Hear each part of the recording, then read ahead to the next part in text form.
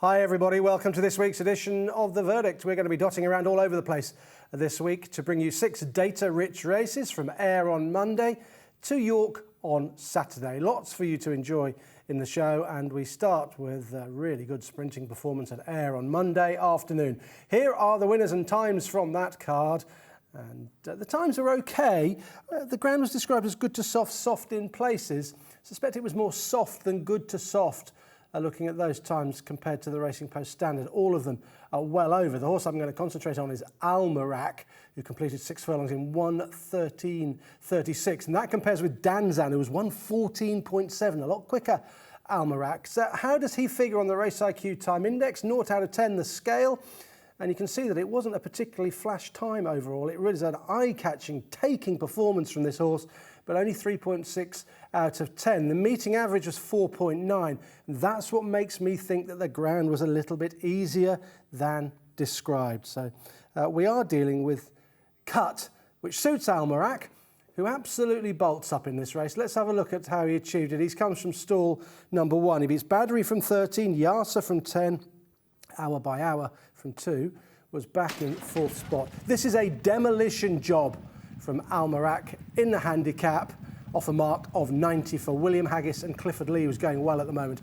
He was reasonably quickly into stride, 20 miles an hour, took him 2.72 seconds, so he was 8th quickest in the field, and then he was able to just tuck in and get a little bit of cover through the early part of this contest. It was an evenly run sprint. You can see that from the finishing speed percentage. Almeraq, 102.42, not too far off par, 103.22 being par. So at 6 furlongs at Ayr, they normally do finish off quite strongly. And all he does here is he keeps on galloping. The first furlong was rated pretty quick as against the Race IQ pars. Then they settled into a good rhythm. And he was the only horse to come home in 3 even furlongs through the final 3 furlongs. Furlong 5, 11.92. That's par and a lot quicker than any other horse in the race. And look at him stretch now through this final furlong. He hits the furlong pole here. I think he dosses and idles a bit at this point. And then he runs 12.54 as Clifford Lee gets into him. And you can see there, he's just lengthened and he's pulled away from his rivals readily. No other horse in the race could get anywhere near a 12.54 final furlong, which was rated as par as far as he was concerned. Indeed, the rest of the field came home really slowly as against the par sectionals. He finished his race off very strongly. He is a sprinter to conjure with. He's a very interesting horse going forward. Of course, the Stewards' Cup is on everybody's lips as far as this horse is concerned, but he might not get in. He'll get a penalty for this. Whether he gets in or not is open to question, but nonetheless, a high-end handicap is coming up for him at some point, followed by Pattern Company. There's no doubt about it that this fellow, with cut in the ground, I think that's important to him, is a pattern race sprinter in the making. This was a really good performance, not a superb performance on the clock, but you don't need the data to tell you how impressive he was and how well he stretched clear, but the data is very positive about him. Much quicker than all of his rivals through each of the last 3 furlongs, and there was plenty more to come after he crossed the line. William Haggas with a strong hand in forthcoming sprint handicaps with him and El Monjed, who we'll have a little look at later in the show. So here is his data from the Ayr Gold Cup trial. 2.56 seconds to 20 miles an hour. 39.53 was his top speed. He reached that in the 3rd furlong. Fastest furlong for those first 4 horses in the race, the 2nd furlong. That tells you quite a lot about how the race was run. They did most of their running early on, but it was he who was able to keep going better than his rivals. And he sustained his speed through the final 3 furlongs, a load better than all of them. I think he's a classy sprinter, this fellow, Almeraq, lightly raced and pattern sprints await. Yeah, nice to see a potential top-class sprinter at Ayr on a Monday afternoon. Almeraq, a horse for your racing TV tracker. Let's have a look at Sandown on Thursday now. Stage a good card. I enjoyed this card. There were some very slow times, particularly from Tarriance and Beach Point. Beach Point's race was an absolute crawl over 10 furlongs. 2:20.64 for 10 furlongs. Wow, that is very slow indeed. The ground was described as good officially. I think that's probably about right when we look at the Race IQ Time Index. With Publish, the one that's highlighted, 6.5 out of 10 for him. The meeting average is very much skewed by those 2 slowly run races, the mile 6 and the mile 2. 0 for the Mile 2 race, so slowly run, and the Mile 6 race was steadily run too. So overall, I think, therefore, good is the right going description from Andrew Cooper, and 6.5 was the best score on the card from Publish. Now, you remember him. He featured in the verdict on his debut when Martin Dwyer joined me, and we analysed his first run here at Sandown, where he should have won under Colin Keane. He got no run at all and then flashed home. He made amends here. Let's have a look at what happens from the gates. He's in stall number 1. He beats Catullus from 4 and the Joker from stall number 3. The front two in the market dominating this race from start to finish. You can see the Joker's a little bit keen there. White cap, yellow sleeves. He gets some cover. Does well to finish third, actually. He's a horse will win one of these going forward. The winner, his break speed. 20 miles an hour, took him 2.64 seconds. Fourth fastest, but soon to the fore under James Doyle. Handy with Catullus, and they dominate this race from here on in. Now, the early pace was sedate. They did not go hard early on. 12.5 the first furlong to establish a position for Publish, and then he's gone 12.59, 14.35 round the bend, really slow, and a 12.94 fourth furlong. So the first 4 were pretty much furlongs where horses in front were saving energy, filling up for a fast finish, and that's what we got, particularly from Publish. His third last furlong, 11.78. Catullus doing an 11.77, so they're both really picking up at this stage. And then 11.86 from Publish and 11.85 from Catullus. Nothing between them from the 3 to the 2 and the 2 to the 1. 2 fast furlongs from both of them. The difference lies in the final furlong, where Publish is too strong for Catullus. 12.9 in the final furlong. Takes him a length or so clear of Catullus, who boxes on reasonably well in the closing stages, but didn't get the trip as well as Publish, who wins a shade cosily in the end, pushed out by James Doyle. So have a look at the final furlongs here. 24.76 the winner, 24.94 the runner-up. Slight difference between them, courtesy of that final furlong. That's what was important, and this was just a simple case of Publish seeing the trip out better than Catullus. It was quite a steadily run race. Those horses in behind didn't have much of a go at it, although the Joker, beaten some 4 and a bit lengths, was keen early, white cap, yellow sleeves, but did run an okay in the closing stages. 13.26 his final furlong, nowhere near as good as Publish at 12.9. Publish is still green. He's hanging off the rail a little bit under James Doyle, but he's well on top through that final furlong. I have no doubt that he would stay a mile, this fella, and he was mentioned in a lot of dispatches for the 2,000 guineas after this. Plenty of people keen on him for that race. I don't think anything that we saw out there on Thursday at Sandown suggested that he's a 2,000 guineas winner, but he's a smart horse already. He's only had 2 starts, and there's going to be a fair bit more to come from him. And I liked how strong he was at the line when he really had to knuckle down and see off Catullus. Catullus, who he strikes me as being a bit of a speed horse, strikes me as having a lot of toe.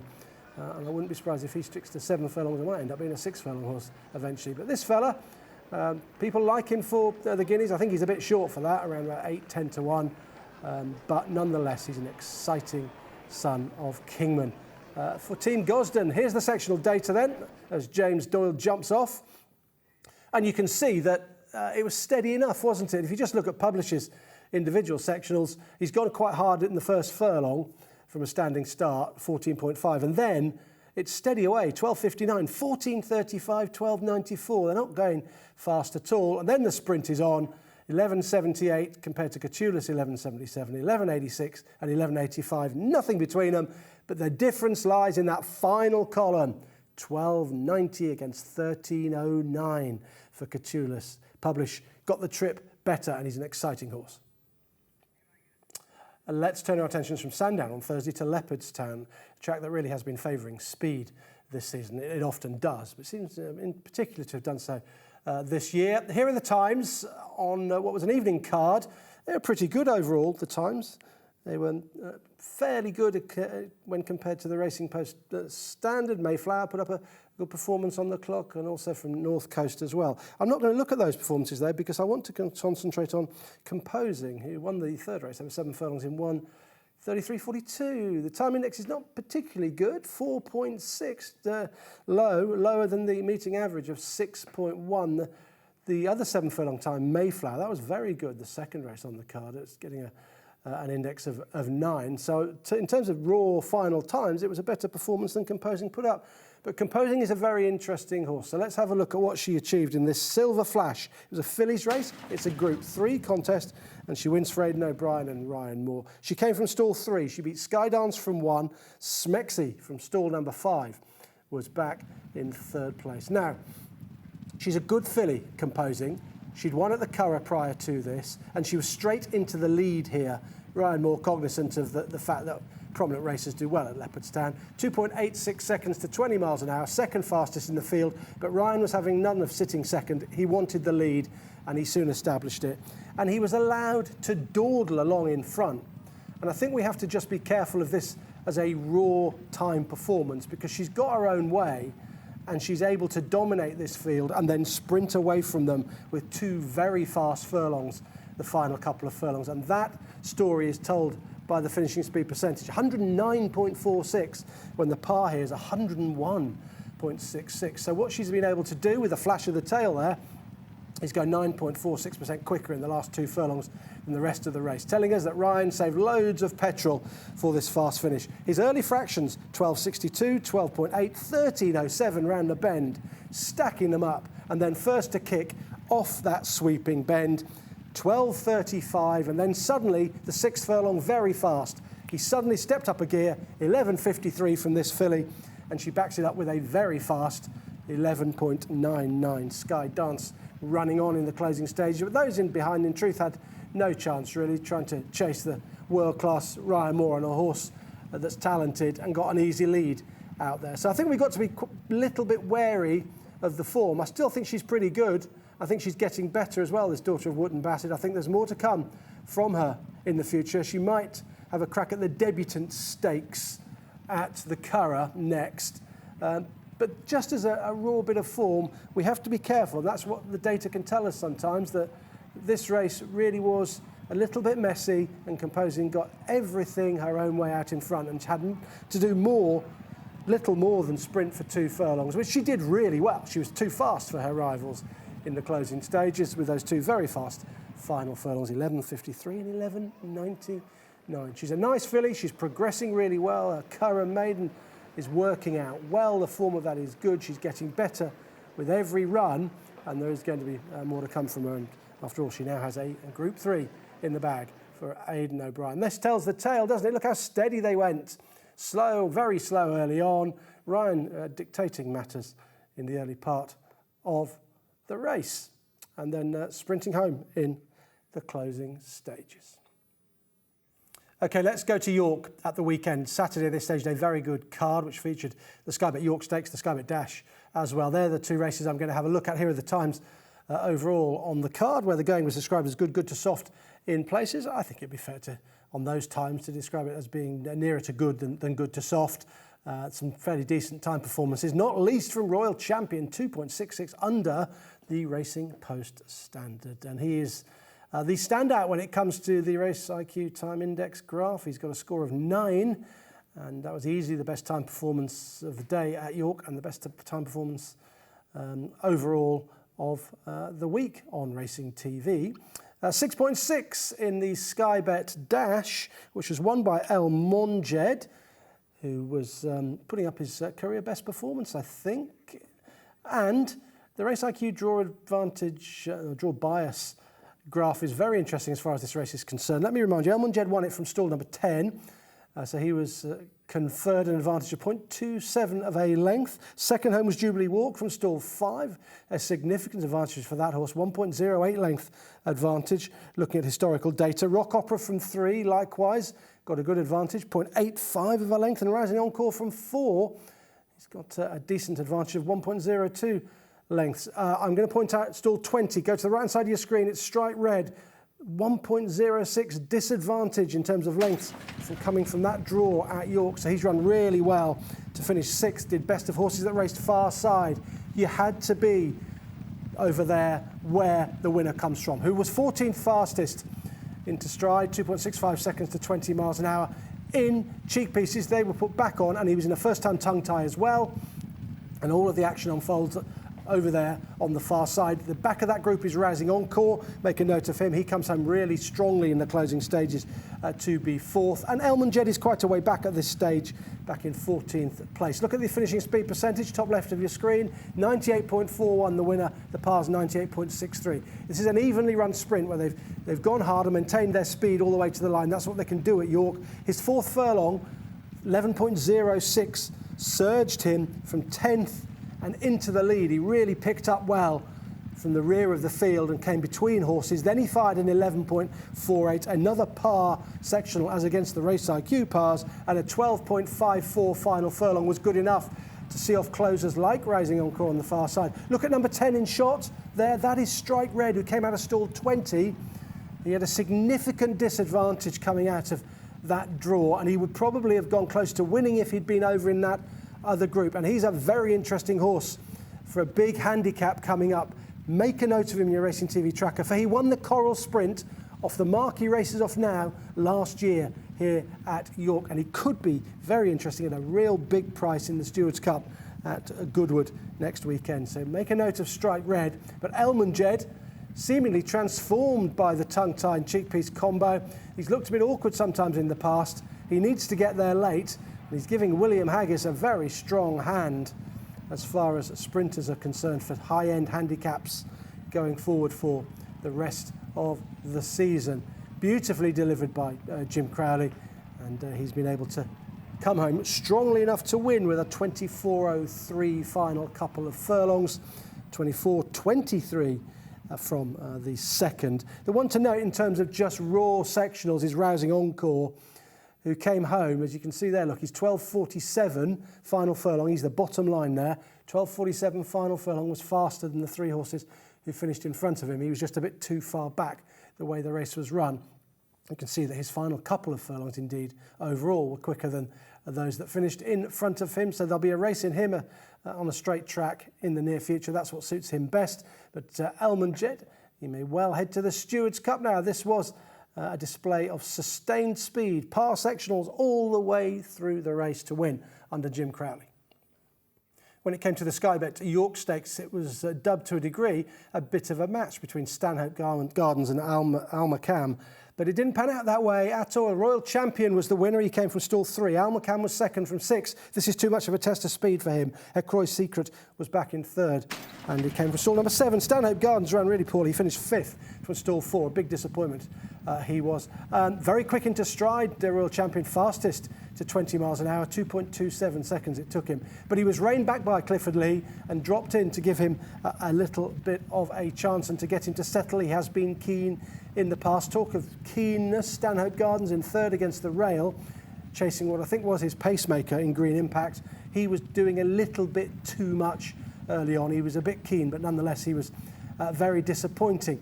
This race wasn't run at a crawl. They went pretty much an even gallop, really. It was steady through the first furlong as they established a position. They then ran a par sectional thereafter, and then they were quite quick through furlongs 3, 4 and 5. The lead at Green Impact took them through in 11.98, 12 seconds and 12.1. So they were pretty even fractions in the middle of the race. What happens latterly is that the horse with the best turn of foot wins this contest, and it has exposed Almeraq as being a horse who doesn't really want a test of speed on a speed-favouring track like this. Remember, he made all in the Brigadier Gerard to be ombudsman, but that's when he set a very strong gallop out in front and kept on rolling, but this test of speed didn't suit him. And such was the speed that Royal Champion showed as he cruises on the bridle there and just coming into contention, that he was able to run a finishing speed percentage of 105.15, so he's over 5% quicker through the final 3 furlongs than he was in the rest of the race. Furlong 8, 11.21 was a par from him, but it's the next furlong that destroys the field. Clifford has a look to his left, says go, and this horse runs a fast 11.34, while every other horse in the race was not capable of running a par sectional. He was able to run a fast one, and that took him clear of his rivals at 11.34, and his final furlong, 12.33. Yes, he's slowing down, but not as much as the rest of them. Almeraq could only manage 12.53, a slow furlong, and it was a slow furlong as well from Ecroy's Secret in behind at 12.40. 11.34. He's destroyed them for speed. This is a career best from Royal Champion, in my opinion. He's won in 2 minutes 5.64. He's 2.95 under the race IQ par, and it's a very good time index score of 9. Look at him there. He's cruising left-hand side of your screen. They're all under the pump. Almeraq's finding this too much of a test of speed. Stanhead Gardens was disappointing. Perhaps he wants to get back to a mile and a half, although he showed loads of speed when he was narrowly beaten by Delacroix in the autumn stakes. I'll put him down just as plain disappointing. The Royal Champion has flown home. That 11.34 destroyed them through the penultimate furlong. And Clifford Lee, who's got a really good record at York, his actual winners over expected is really good. If you look at the race IQ data coming into this day, it was 1.69. So that's a very good actual over expected for Clifford Lee at this track. And he rode a double on the day as well. He rode a winner after this fella went in. I think we put this down as a career best. I think he'd have an outside chance of making the frame in a Juddmonte International. He'd need to be supplemented if he was going to go there. They might give that a go with him, but he was certainly very impressive the way he quickened up there, and it was a nice time performance from him. These are his sectionals through the race, the number in brackets, his position in the race. So he was in 5th, having broke really well, reined back. He raced largely in 4th, and you can see where he quickened up. A 12.06 6th furlong in 4th, but then gradually wound it up. 11.55, 11.21, and that 11.34, when others were stopping around him, was way too much for all of them. 12.23 final furlong was also rated as par compared to everything else in the field, running much slower than that. So he's destroyed them in the Skybeck York Stakes. He clearly likes the track, and they might just throw that hat in the ring for the Juddmonte International. Clearly, he'll have to improve on this if he's going to land a blow in that, but it might be worth a go. Okay, from that really good time performance at York from the Royal Champion, a stellar effort from him. Let's just go back to Naas earlier in the week. We'll have a look at the Marwell Stakes. It was a listed contest for fillies. Here are the winners from Naas midweek. And Havana Anna's the filly we're going to concentrate on over 5 furlongs, 58.87.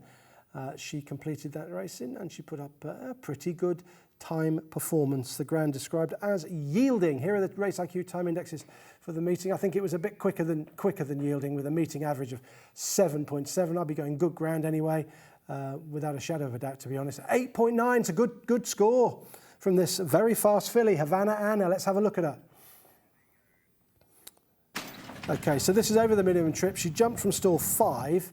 She's quite handy. She's very quickly into stride. She beat Ipanema Queen from 3 and Manny Cause from stall number 7. Yeah, she was lightning from the gates. She was fastest, 2.61 seconds to 20 miles an hour. That's quick. And then she's just asked to just sit in a little bit off what was a strong gallop.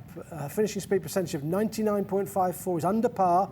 Didn't quite finish the race as strongly as would be expected in this grade for 2-year-olds over this trip. So it was perhaps a strongly run race as far as she was concerned, but she was way too good for her rivals. She ran evenly, rather like Elman Jed ran every single furlong evenly to win the Skybeck Dash. So did she. She went 14.08, 10.59, 10.54, 11.11, 12.55, despite having that awkward head carriage.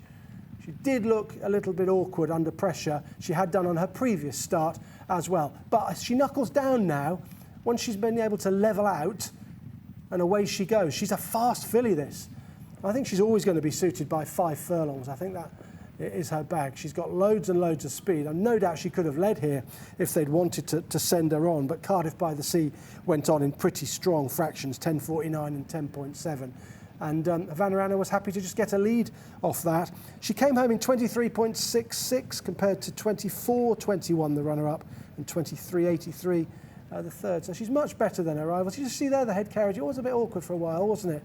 Just prior to the furlong pole, and again there. But she levels off now and clears away. And in a strongly run race, she was the only filly to just keep on rolling, to sustain her speed all the way to the line, whilst others were stopping around her. She's a nice filly for Donica O'Brien, and there might be more to come from her. She's in the Lowther at York. That's a possibility for her. That'll be a track that would suit her because she's fast. It's a sharp track, but 6 furlongs would worry me. I think she's probably a 5 furlong filly. Here's the data then from that particular race. She was quickest to 20 miles an hour, Her fastest furlong was her third furlong, 42.92 was the quickest speed she got to. That was the fastest speed in the race. And her fastest furlong was 10.54. That was the third furlong. See, Cardiff by the Sea did a very fast furlong, the second furlong 10.49, going way too quick early on, and got very tired. And her finishing speed percentage 99.54. Just note Manicourt, who came home quite well, slightly higher FSP than the winner. But the data, I think, tells us that she is a fast filly who will always be best at 5 furlongs, certainly as a 2-year-old. That's it for this week's edition of The Verdict. I hope you enjoyed looking back at those 6 races. Undoubtedly, the best time performance came from Royal Champion at York. I don't think we should condemn the form too much just because Almeraq and Stanhope Gardens didn't run very well. I think we've just got to credit him with a much improved effort and a career best. And if you want one for your notebooks, it's Strike Red for a big sprint handicap in the next few weeks or so. He won the Coral Sprint last year, and I'm sure he'll be back to defend his crown. He'll need a good draw, though. Low to middle, remember, at York, over 6 furlongs. That's it for this week. See you again soon.